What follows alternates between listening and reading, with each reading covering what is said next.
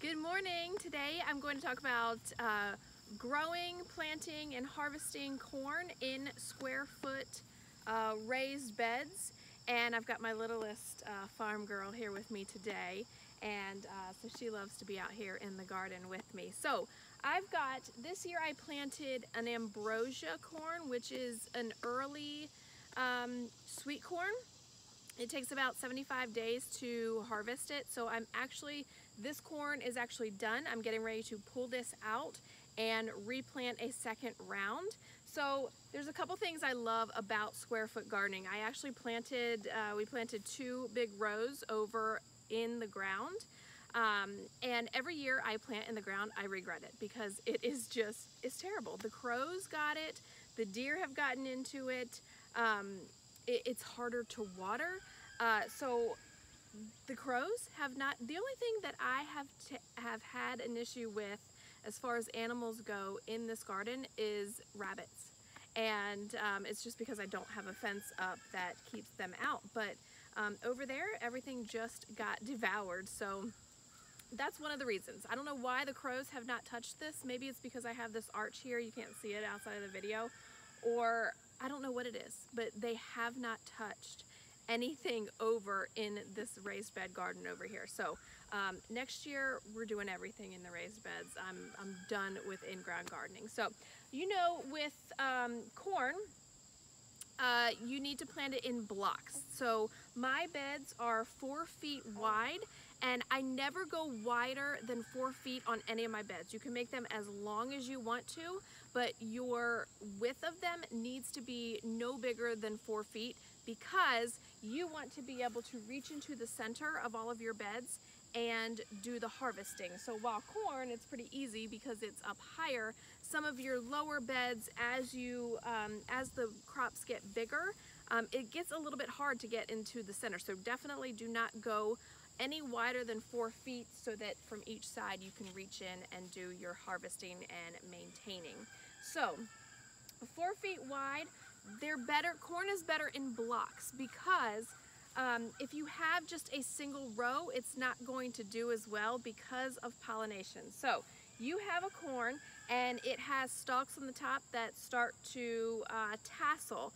This you will be able to see when it first starts to come out. It's like the pollen is on these tassels, and so that pollen falls down, and when your corn starts to sprout, it looks like little silks in corn, that pollen falls down onto those silks. Each one of those silks is connected to a kernel. So that's why you see if a corn has like some that have the big kernels and some have the little, that means that corn was not fully pollinated, so where all of those silks got pollinated. So that's why it's best to do it in bigger blocks like this, and it's going to pollinate a lot better for you. So square foot gardening, my corn, this was supposed to get 6 to 7 feet. We had a bit of a cold spell in the very beginning when I planted this. I'm wondering if that's why it didn't get quite as big, but it still tasseled really well. It still made a ton of corn for me, and I'm not done harvesting it just yet. But so if you're doing raised beds with bottoms on the raised beds, you will probably want to stake your corn. All of my beds go straight into the ground, so I actually don't have a problem. I've done, Silver Queen corn, the bigger corn, and then this is a little bit smaller of a corn. Sorry, I'm trying to put her passy in. There we go. And but it goes straight into the ground, and I don't have to tie it up or do anything like that because it has that ground to go into to be able to hold that corn so it doesn't blow over. If you're doing something with raised beds, with a bottom on your raised bed, either stake it or maybe grow one that's meant for a pot. Maybe there's one called the On Deck hybrid. That'd be a good one. But like I said, I've got no bottoms on mine, and I've done every variety, and they do really well. So as far as planting up your square foot garden with corn, Like I said, you know, this is by square foot. So each of these beds have, you know, so it's, when you think about square foot gardening, typically you start out with a 4x4 square foot or square, and you've got 16 squares in there. So essentially I've got 3 of those put together with my beds.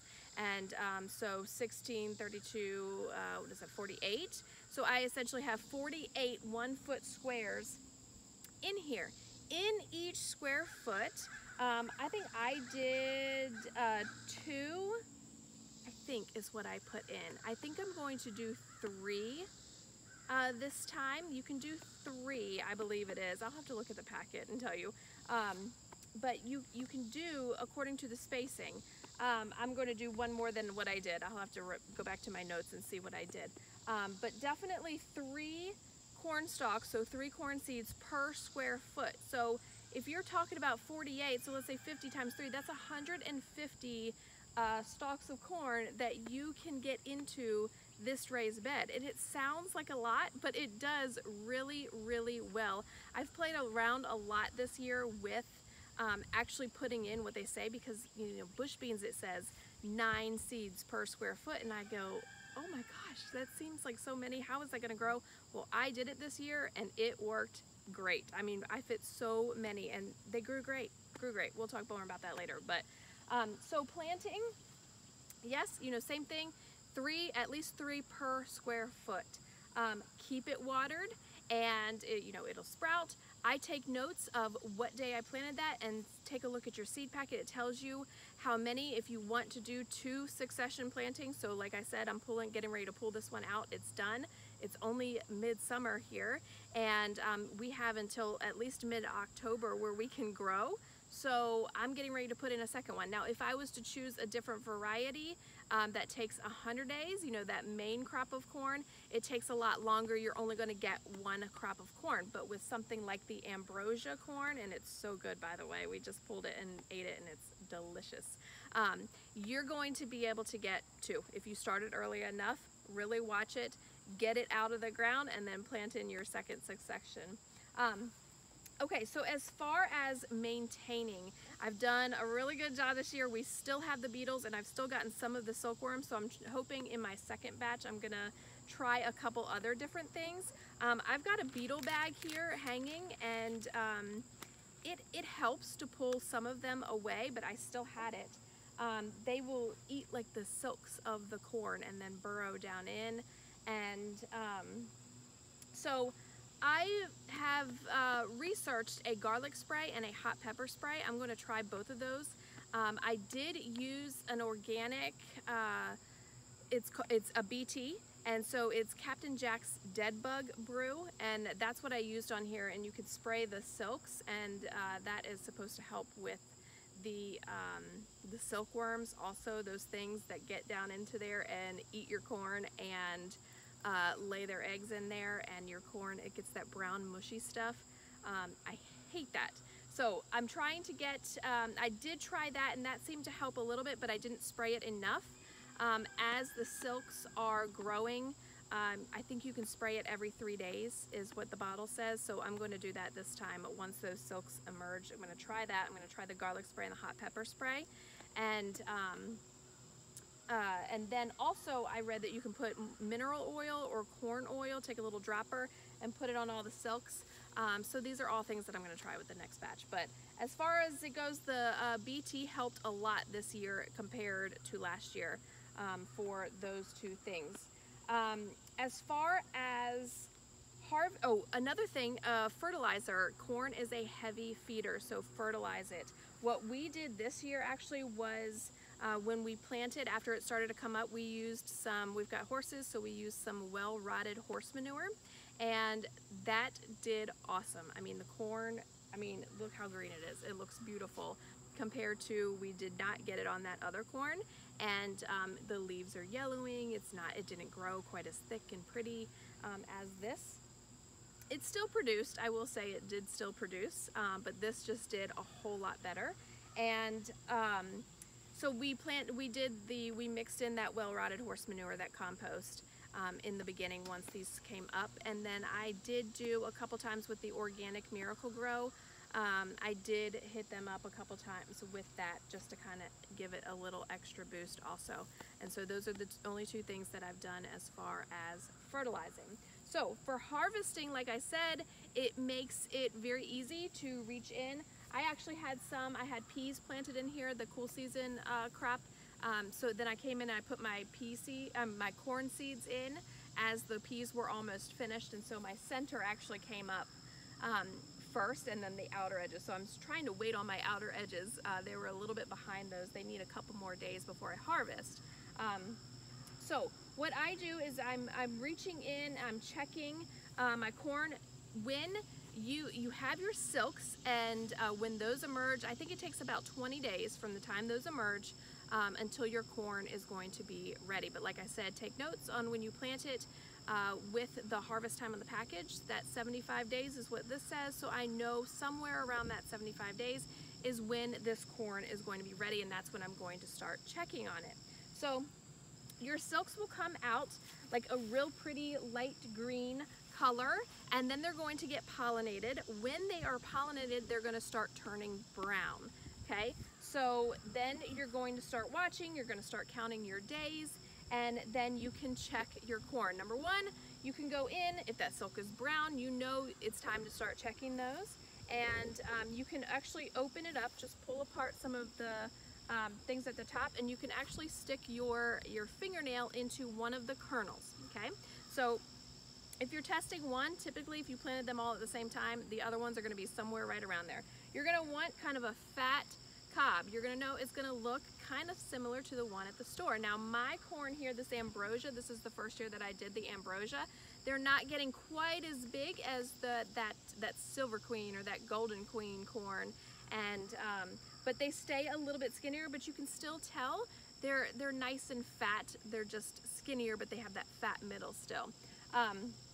So the silks are brown, it's looking plump, and I pull it apart, and you can stick your fingernail in one of the kernels. So here's how you tell where it's at. If you stick your fingernail in and it squirts a clear substance, it's not quite ready. Okay, so you want to pick it at the milky stage. If you stick your fingernail in and it squirts out a milky-like substance, it's ready. If you stick your fingernail in and it squirts out nothing, it's been on there too long, so get it off of there. It won't be quite as sweet, and it might be a little tougher. So you definitely want to start watching and at your time after you've started calculating those days, and then once it's ready, pick it off. You just break it off and take it inside. So I am sitting here, you can kind of see off to the side over there, I start pulling out my husks. So like I said, all of it wasn't ready quite at once, and so as they're done, I'm starting to pull those out so I can see what I got. And each stalk will produce at least one. Some of them are doing two. Some of them are just getting some little ones, and there's no pollination left, you know, nothing to fall on it. So I'm counting those as duds. I'm pulling this and I'm putting in my second crop. So at least one ear, and sometimes two from your corn stalk. So think about it. If you're putting in, you know, almost 150 seeds and you're getting at least 1 to 2, that's 150 to 300. Now think about it, all of those are not going to germinate for you, and the bugs are going to get some. But that's still a really great crop from this 4 by 12 foot bed. The other thing that you can do is some succession planting, and so you may have 2 beds where you are going to grow corn. So we actually did a succession planting over in the in-ground beds over there. So next year, it's all going right here. But so succession planting is planting it so that everything is not ready to pick quite at once, okay? So this works really good if you're doing something of like a bumper crop, and you've got to take this in, you've got to harvest it, you've got to peel all the corn silks back, you've got to get it all washed and frozen, and then by the time you do that, you'll be ready for your next bed to pull, and then you can plant this one up again. So succession planting, I'm actually doing it in the same bed because it's a shorter growing time frame for this corn. Like I said, 75 days. So I pull it out and I replant it. If you're doing one of those longer ones, like I guess like Silver Queen, things like that, that take a little bit longer, then you can do 2 beds. You could still get, you know, a big, huge corn crop by doing 2 different beds of it. So you'll plant up the one, and then about 2 weeks later, you plant the other one. And then that will give you, you know, 2 different crops, and not already at the same time. A lot of that stuff works good if I'm growing like a bumper crop of something where I want to freeze it. I don't necessarily pay attention to all of that because I know I'm getting it in the freezer anyway to store for a later time, like winter and things like that. So, but beans and cucumbers, you know, those plants that only produce what they're going to produce and then be done, you want to be able to have like lettuces and things like that. Eventually you're going to get them to a point, you can pick those little greens, but eventually they're going to get to a point where they're going to be done and they're going to start bolting. And so by planting them in successions, that will give you a harvest for a longer period of time. So I hope this was helpful to you. Good luck growing your corn. Don't give up on your gardens. I know that a lot of people are doing first-time gardens this year, and trust me, it's taken me a long time and a lot of research and a lot of talking with a lot of other people and just learning how they do it. They've been doing it a lot longer than me. You know, a lot of people I find in this area do not do raised beds. That's something I've kind of learned on my own with books and the internet and things like that. But definitely talking to your farmers and people who have done this a long time, you know, they've got those products that work for them, those tips, those tricks, and all of those things.